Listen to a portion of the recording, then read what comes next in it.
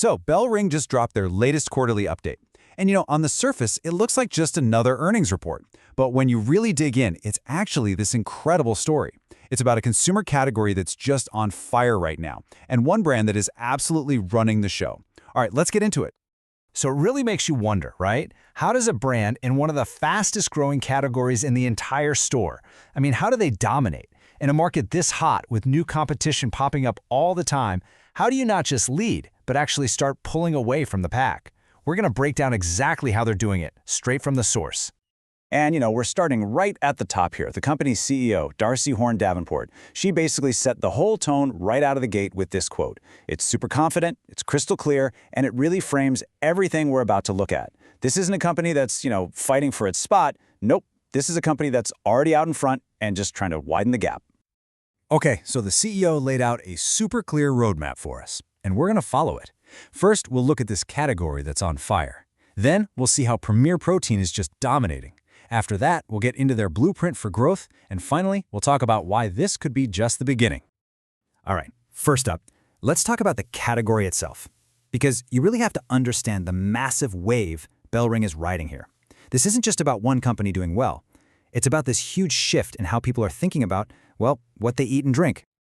Okay, so check this out. The ready-to-drink category grew by 16% this quarter. 16%! That is just incredible speed.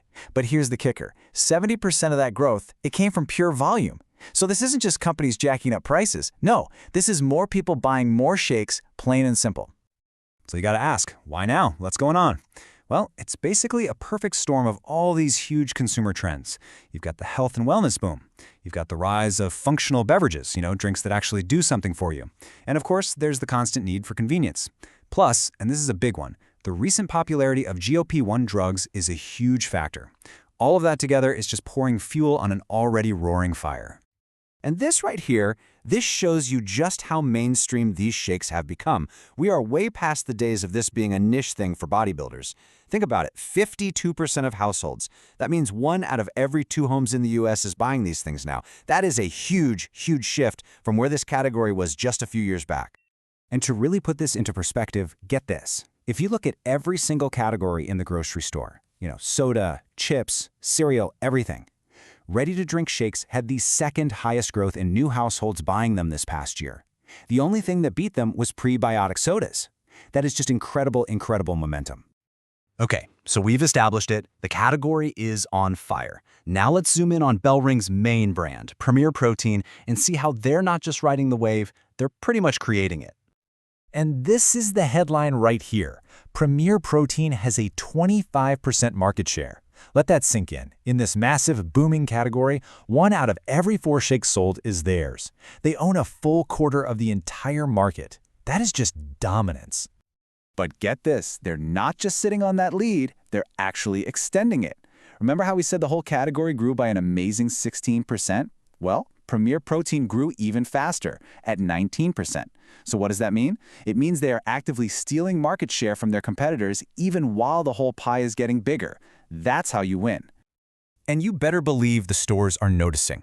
Their total distribution points, which is really just a fancy way of saying their total shelf space across all stores, went up by 34%. 34%! That means one thing and one thing only. Retailers are giving them more room. More flavors, more spots on the shelf, because it flies off the shelves, and they want in on that. But this is where it gets really, really interesting.